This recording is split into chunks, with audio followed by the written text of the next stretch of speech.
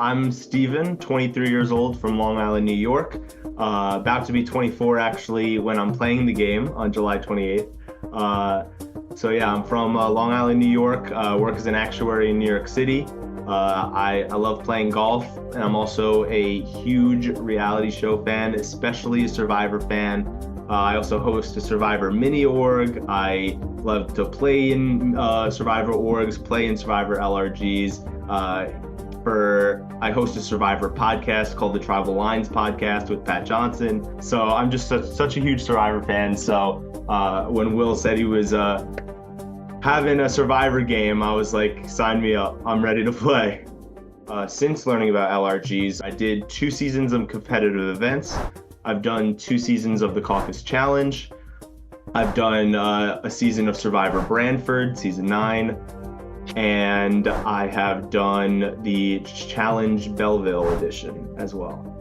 Oh, and I just actually literally just finished playing in Big Brother Hogwarts, where I ended up winning my first LRG ever. So that was awesome. I was so proud of my game, so happy to win. And if people going into this weekend were watching and saw that I won, that could put a target on my back going into Stranded. But hopefully I'm able to use my charm that I used in Big Brother Hogwarts in Survivor game and not have people target me because of that.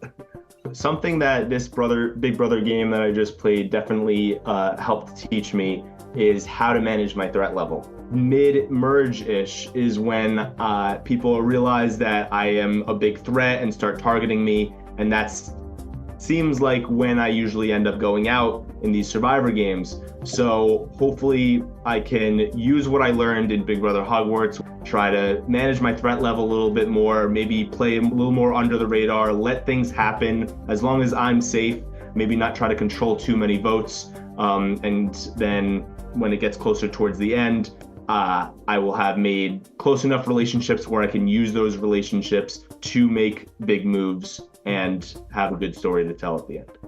So they actually both go hand in hand. My favorite season of Survivor is 40, Winners at War. And my favorite player, who I feel like I try to emulate his game and feel like that's probably how I'm gonna try to go into Stranded, is Tony Vlachos. I love him so much. He's my favorite player, and I think that I can make good social relationships like he did. He was like in the middle where he had his main alliance and then who was in the majority. And then he also was making sure that the alliance that was in the bottom also felt really good with him, so that when he did want to make a big move against someone in his alliance, like Sophie, he was able to do so because the other side trusted him enough. So I think those are all things that I excel at in the game. And so I'll be able to do all those things and hopefully be able to play a similar-ish game to the way Tony played in 40.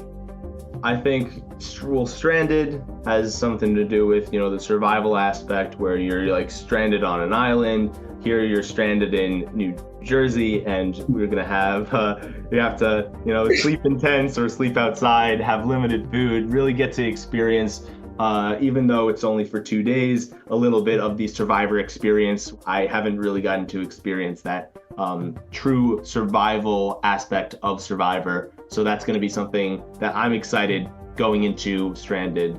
I look forward to that, even though it's going to be tough. I could see maybe a round where it's going to be a public vote, where like the votes can be exposed. It could be an advantage that exposes who voted for who. If in the whole, there's no place to hide, you can't hide your vote. I think that could mean that some of the tribes at one point or another are so small to where like you really need good connections because there's not many options to vote out in the first place. So I think those are 2 twists that I could possibly predict from that tagline.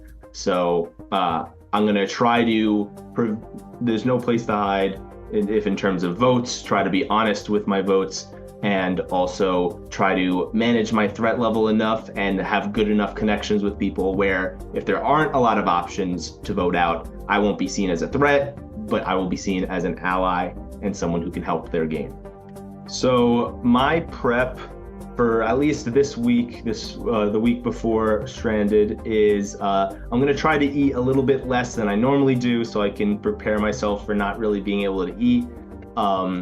And I am also going to be packing lots of sunscreen so that I don't absolutely burn. Because if I'm out there for 15 minutes without sunscreen, I'm gonna look bright pink. The way I would handle that situation is, first of all, realize when she sees me and like call her over, or like try to like hide it and say like, okay, like meet me over here, I need to show you something. And so make it seem like even though she saw what you were doing, you were gonna want to tell her anyway. However, if I see from her facial expressions or whatnot that she is not 100% locked in with me, and this seems like it's probably gonna get out and people are gonna find out about my idol, I will probably try to be proactive about it. And unfortunately, I was caught, and most of the tribe is probably going to have to know about my idol at that point. But hopefully I'm able to convince that person who I'm not really working with to start working with me and not tell people, so that we can use this idol to our advantage. It would be better for their game to do that, but if I think it's not going to happen, I got to be proactive about it and make sure that she doesn't tell people first. If it's past just the first round, I would have assumed that I would have made, with my number one ally, a larger alliance with some other people who would also not be okay with this being the vote. And if somebody did tell me this, I would try to talk to them and get the vote flipped, try to make it seem like this person will be a number for us. We should try to flip the vote to someone else. That's how I would really try to approach that, to try to keep my number one safe. But if I'm the only one who is out of the loop, I can't really do much there. But I think I'll be set up enough with allies that I could try to flip the vote to the other side and get people to want to work with both of us. It really is based off my position in the game. If I feel like I'm in a good position in the game, I try to be more chill about it. I try not to so actively seem like a big threat. But if I am on the bottom, if I think I don't have a lot of allies, if I think I need to pivot and try my best to save my game, I'll bring out my spicier side. Oh, let's go, team! Let's go! Come on! That's what happens when you guys send me into elimination. And really try to make big moves happen, try to get myself off the bottom, try to convince people that why I'm good for their game and why they should keep me, like stuff like that. So try my best, if I see myself on the bottom, to, not be chill anymore and really try to just throw a lot of stuff at the wall and see if anything sticks. So in a lot of past games, in orgs and in LRGs that I've played, I value friendships outside of the game. And when I have an ally who I'm really close with and we've been working every round together, strategizing nonstop, and I think they're a really cool person, I want to continue that outside the game. But sometimes in these games, it seems like my heart leads more than my head when it starts to get towards the end game, and that has backfired many times before for me. It's gotten to a point where I don't want that to happen again. I already have a lot of LRG friends and I would love to make more, but I am here to win these games and not just play in these games. I know that I'm probably going to be playing with a lot of gamers who, if I make it to the end, I'll be able to explain to them while they're on the jury that this is just a game, it was a strategic move, and that hopefully my relationship with them and the fact that I made a good strategic move against them will make them be okay with it and still want to vote for me in the end. The viewers can expect a lot of strategic conversations, a lot of good strategic moves, a great social game. You can expect me to have a lot of alliances. I do know that being the winner of Big Brother Hogwarts Season 3 is definitely going to be on the minds of some people in the game. I think some of them probably will have watched it, but hopefully I can not get targeted early because of this and still make it far in the games, because in Survivor games I usually end up making it far, and I also end up getting screwed by advantages and twists almost every Survivor game that I play. I'm hoping that I don't get screwed over by an advantage or twist this time, and if I do get voted out, it's a regular vote blindside, I would at least like that to happen rather than me getting screwed by an advantage when I was playing a great game. So, yeah.